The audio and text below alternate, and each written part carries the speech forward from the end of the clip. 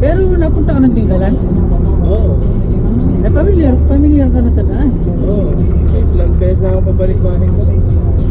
Tuwing mag-outing kami, Tinggalan parati. Minsan Mataw eh. O kaya familiar din, maganda rin talaga kumuha ka ng lote doon, no? Investment, no? Minsan Mataw eh. Nagpupunta. Dito lang naman sa Nueva Ecija ang konting taong walang disiplina sa pagmamaneho. Na? Kasi marami rin. Marami, no? Kahit sa Manila. Eh yung may pinatupad sir na ano kasi maluwag sa atin kasi 15 years old ka lang pwede ka na mag-drive eh. Hindi masaway eh, no? Yung iba nga basta may pambayad na makakuha na ng Motor, lisensya. tsaka motor sir, no?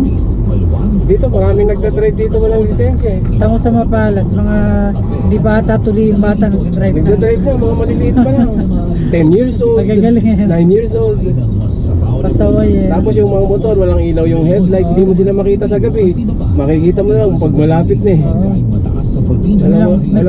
May kulang yung magulang nila. Kasi ano, para sa akin, Dati pa muna pinagdadrive. para sa akin Maliliit na bata. mali. Pagpupusok kasi yun, matututo ng ano kasi yun, matututo ng maling pagmamaneho. Oo. Tsaka intensive din nun, i-pirit nila eh. Oo. Kaya yung anak ko, babae, sabi niya, Papa, kailan mo tuturuan mag-drive? Pag-graduate mo ng 4th year. Eh, gusto na mag-motor. Turuan ko din talaga sa mag-motor. Turuan ko sa 4-wheel kasi babae siya. Kasi pagka nakapagtapos siya, nakapag-aaral nila. Kaya anak ko, tinuturuan ko agad ng manners. Sabi ko anak, kung pagmamaneho, kailangan disiplina, maingat. Kasi konti pagkakamali, pwede kang madisgrasya, makadisgrasya. Bayad ka or makulong ka pag di ka, pag di ka maingat. Kaya hindi biro yan. Hindi naman kasi kung nag-drive ka, eh marunong ka na. Hindi lang sa part na yan. Marami kang ano. Lalo na pagka 4 wheels, kailangan maingat. Dito ako sa bumibili ng puno. Ayan. Ito. O diyan ka ayahin pag ano yan. Ayun yung sinasabi. Ayan o. 35 isa yung maliliit. Yung malalaki na 40. Yung mas malaki na 100. Pangat pa ba yan? Di ba palayan na? Ano na to sir? Pangatian na to. Palayan na. Pumasok tayo lumampas na tayo ng tulay. Then matututo rin ng manners yun kasi yung pamangkin ko nga eh nag-aaral eh nakikiangkas lang sa motor eh. Siguro nahiya din sa klase niya angkas. Bumili ng NMAX. Disiplinado naman na ngayon. Aral, eskwela, minsan lumilibot, napakaalam naman. Kasi sir, kung wala kang motor ngayon, talo ka.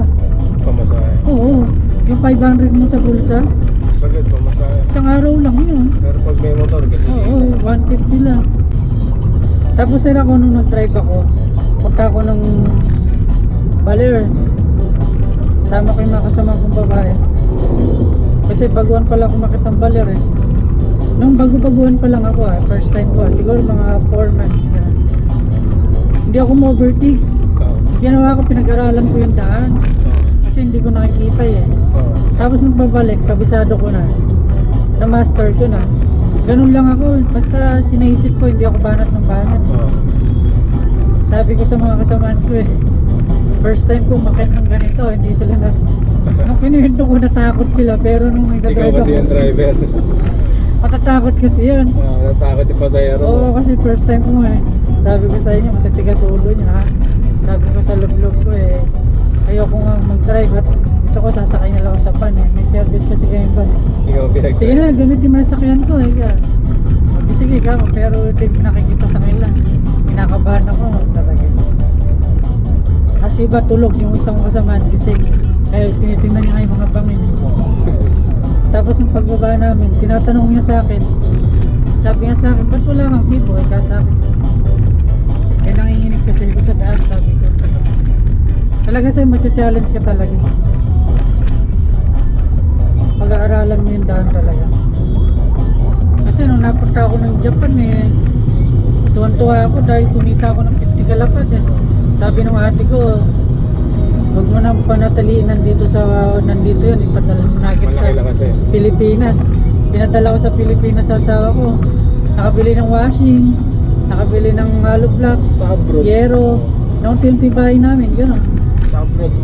maganda talaga yung kita, malaki. Kaya lang, yung pamumuhay mo, kung doon mo gagastos, Wala, ano. parang wala ako, tama lang. Kaya pala Pero yung, kung i-send ko sa akin, malaking pera. kaya pala yung iba pag nasa abroad, napag-aaral nila yung mga anak nila, ano. Napag-iipunan, ano. Pero napag-aralan ko lang, nasa Japan ako. Mas masarap sa bansa mo talaga. Masarap talaga sa Pilipinas. Kasi doon wala akong, bawal ka magtapang-tapangan sa bansa eh, sa ibang bansa eh. Mahirap. Kailangan lagi kang Maingat, oo. mapagpapalmahan. Kasi para dayuhan ka eh. Dayuhan ka doon. Parang Tapos ano pag-aralan namin sa ano, sa mga client namin. Ini-interview kasi namin eh. May mga client kasi kami na mayayaman. Ayaw na nila sa syudad. sa probinsya. Ayaw na nila sa syudad. Gusto nila yung may mga adventure, mga baryo-baryo ganyan. Oo. Mga magbubundukin. Tapos may kliyente din kami ng taga Gabaldon. Ayaw na nila sa Gabaldon. Gusto naman nila sa bayan. Manila naman. Manila naman. Bayan. Madami kaming kliyente Gabaldon. Kumuha sa Kalikid, 4 na lote kinuha. Seaman siya. Babae.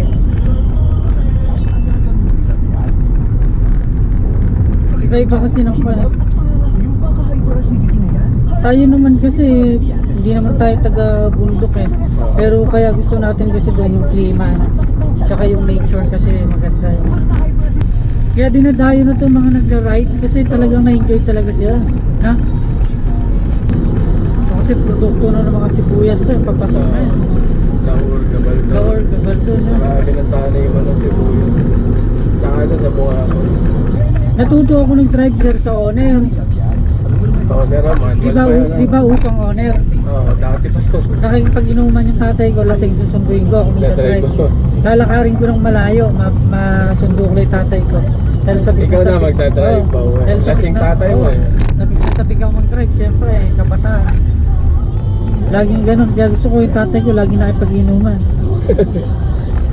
Hanggang sa natuto ako na natuto. Pabarok-barok na drive na unti-unti. Yung kasing pabarok-barok na drive, pagka napagsama-sama mo yon, Oo. challenge na yun eh, matututo ka na. Matututo ka na. Tapos sumampa ako sa ano, marunong na ako ng basic. Ay, may mga kubo na naman. Minsan Oo. tinatanggal nila itong mga kubo na ito eh. Pabaha ano. Pagka maulan, binabaklas nila lahat. Maano din kasi ng baha yan. Ang galing ano. Dito na lang siguro kami nung. Kaya lang, wala kasi matutulugan dito eh, no? Okay lang. Balang mag-overnight kami ng pamilya ko bago magpasokan eh. Oh, malapit na naman magpasok. Oo. Ito yung mga stopover ng mga nagmumotor eh. Picture.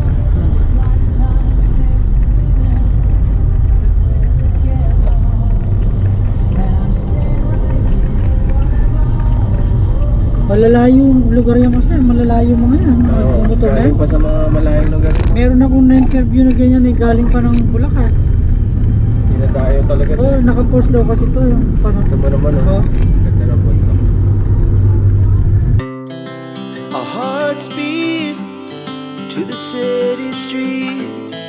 We began to feel the fire.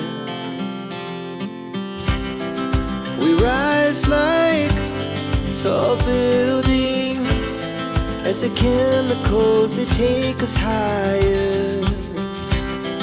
The night's young and it's just begun as she puts her hand in mine. We wanna chase the night.